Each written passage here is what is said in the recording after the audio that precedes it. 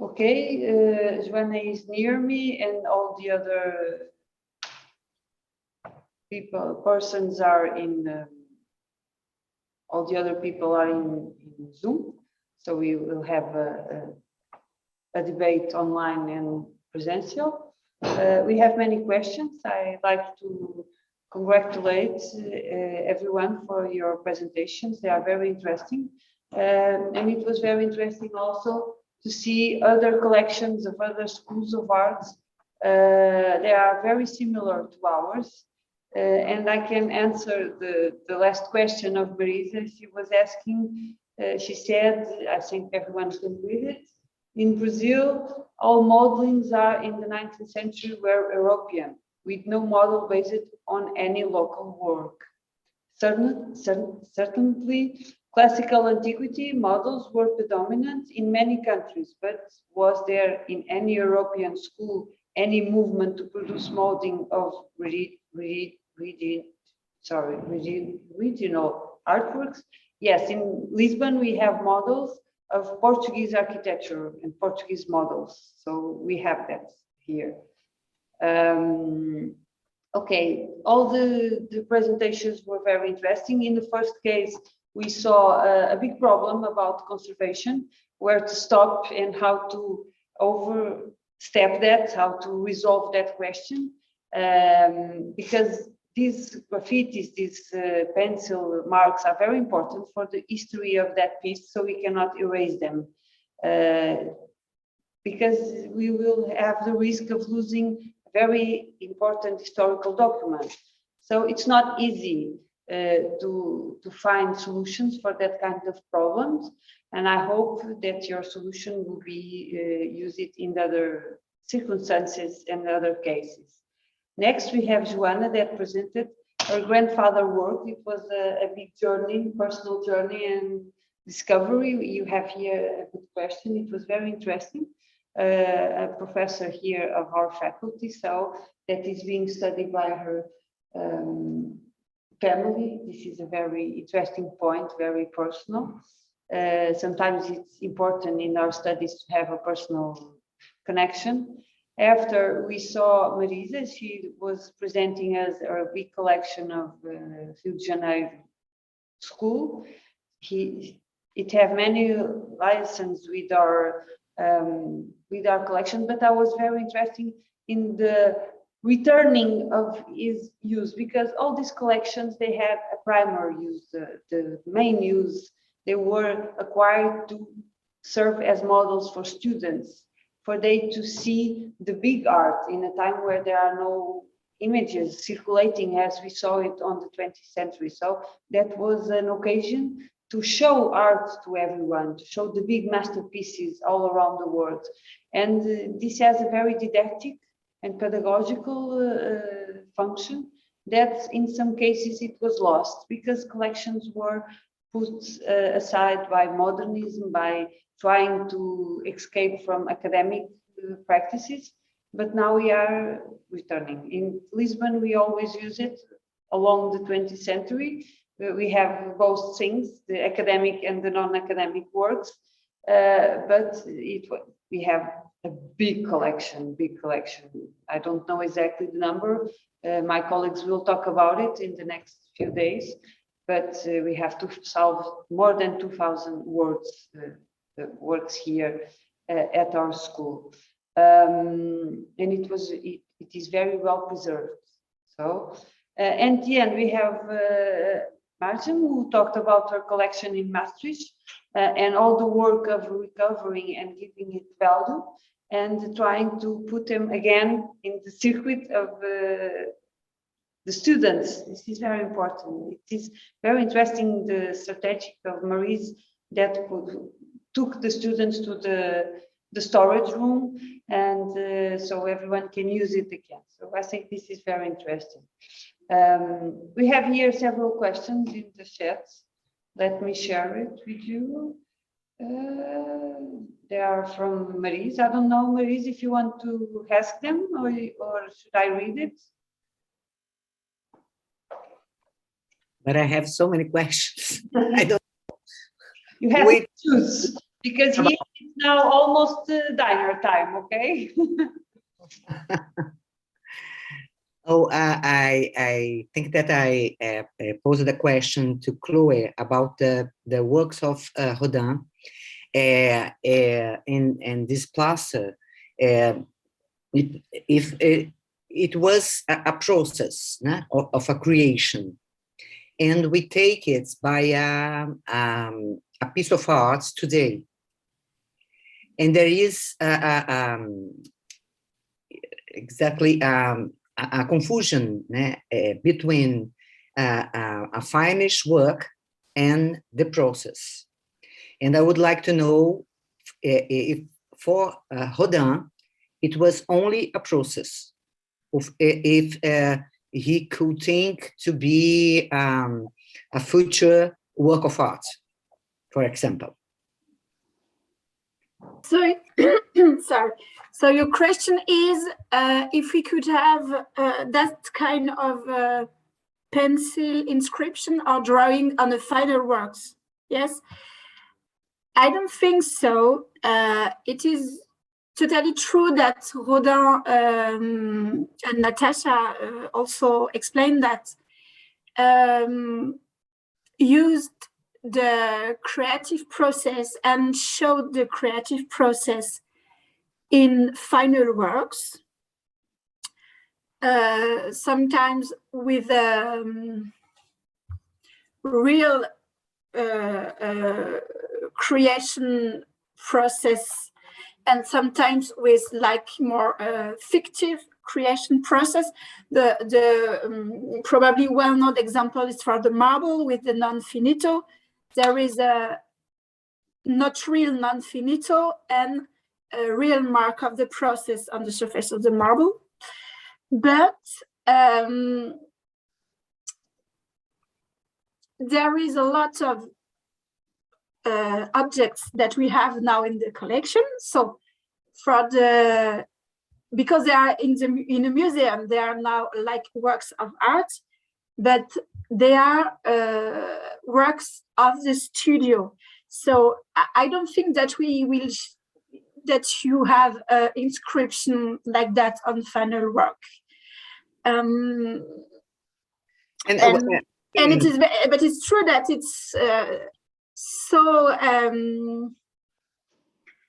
how he could make drawings or inscription of things very strange on the plaster. For us today, it's very stark, and we are very impressed by that.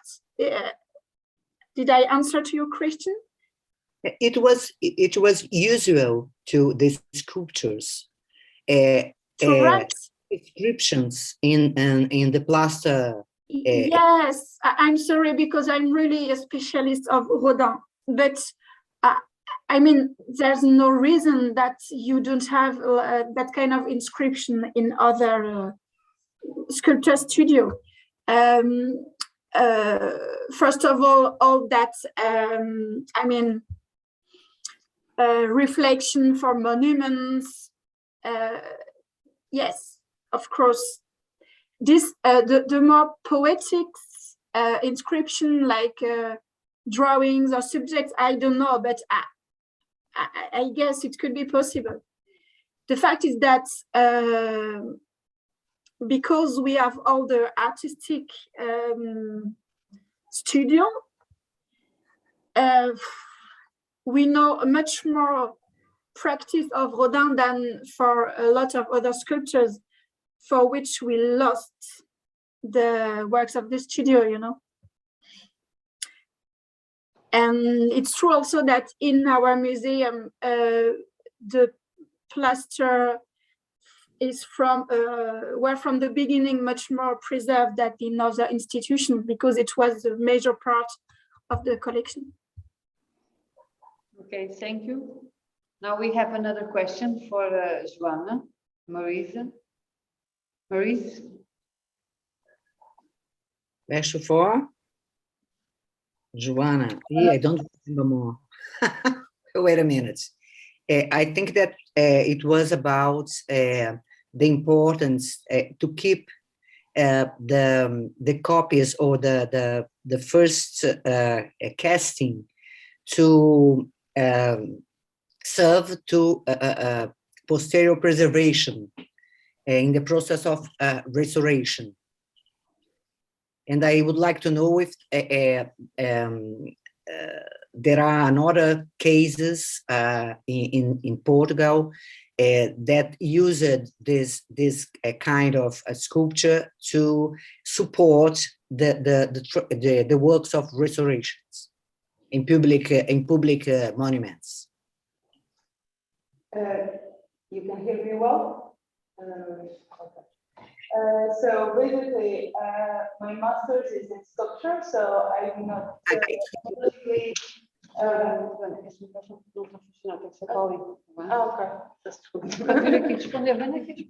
Okay. So sorry. So my master is in sculpture. I'm a sculptural student, so I'm not completely into the part of the restoration. And what I can tell you is that it's really important for me and for the work of my grandfather to keep these plaster works, the plaster casts, in a museum or conserved, because there's a lot of works, final works that disappear or that we don't know where they are. So my main reason to do these masters and to talk about this subject, it's precisely to try to maybe create a connection or something that provide the possibility of creating a museum with the works of my grandfather, because I believe that it deserves, because he was a very important sculptor for the Portuguese culture.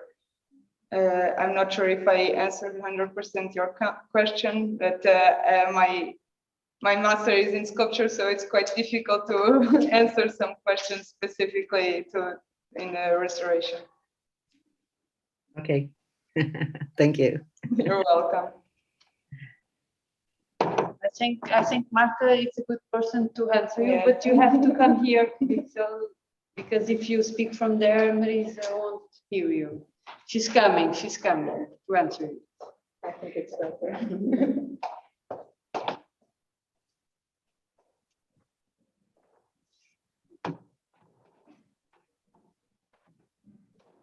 Hello, Maurice. I think what Joanna wants to say is his work is the first step of the conservation of restoration. I think is what Maurice wants to tell. Yes, this starts for the first step is the inventory. And it was, I want to say thank you to Joanna, because they opened the door of the atelier of the Antonio Paiva and let the world see his work. So this work, her work is very difficult. Made or start inventory is very difficult. Inventory is an open work, and I think she have much more work to do, but it's the beginning. And I don't know more anyone's made a study like she is. So this is the first step, I think, to the conservation and restoration. I think is the question. Yes? Okay.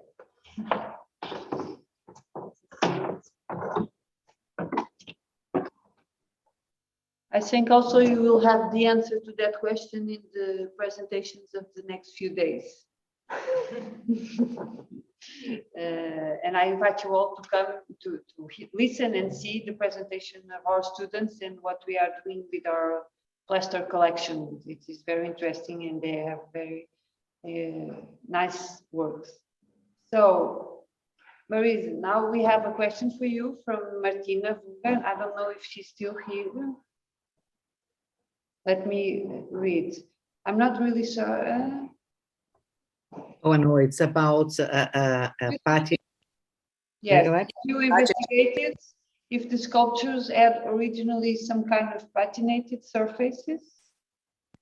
No, the majority of the classical plaster was, of course, in white, but we have some sculptures made by students, professor, or even sculptors that had the finish of patined surfaces. But to the studies, now for the studies of the classes next of the figured drawing, it was only the sculptures in white.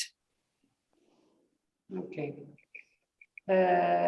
Now we have a question for Marjam, also from Marina. Martina, sorry. Thank you for your inspiring presentation. I completely agree with Maurice. In Slovenia National Gallery, there is a near 100 years collection of molds of classical sculpture made in Louvre workshop. Most of them are in terrible condition. We would like to do a project like yours to regain their previous beauty. So, do you have anything to say? Any advice, Marjan? Well, I think one piece of advice is important is that you have to look at the collection as a whole. Because even though we are very happy that Jacques Spey helped preserve our collection, he got very enthusiastic about cleaning the pieces and even putting a new coat of a finishing project over it. And he was unstoppable. Some 20 years ago, 15 years ago, he was working on it. And sometimes when I was in the art academy, I asked, like, how many did you do then? And don't you think that's enough? So the Dutch proverb is bezint eer gij begint, which just means you have to reflect before you start. And also think about the thing that we call patina. Those who like the salvage hunter Drew Pritchard know that word, and it's patina, patina all over the place. But patina tells us something about the age of an object. And these are historical collections. But they were also, of course, supposed to be aesthetic. So there is this very nice struggle going on between people who want to have it beautifully preserved and people who would say, like, it's a historical collection. Of course, some pieces fell to, some fingers were broken off or toes or whatever. It's part of life. And I think that it's important to look at the collection carefully and then decide what kind of pieces you would like to restore and which ones you would like to keep as what the Germans call Überrest, the remainder of the day, something like that, what you have left, the leftovers, and come to a collection that is able to present these different aspects of a collection. And yeah, cleaning, it's very, very difficult, I think. It's really very difficult. And everybody tries to make the best of it. But yeah, it's for everybody, it's a work in progress. We are learning as we are making steps, I think. Okay, thank you. I don't know if you have any question? No one? So we are going to finish this session and the day. We will be back tomorrow at 9:30. I hope you can all see and follow the rest of the Congress. And thank you very much for your presentations. There are lots of questions that were raised here in this debate and with these presentations, but I think in the following days, we will have some answers and some other proposals to resolve these kinds of problems. So thank you very much, and I see you tomorrow.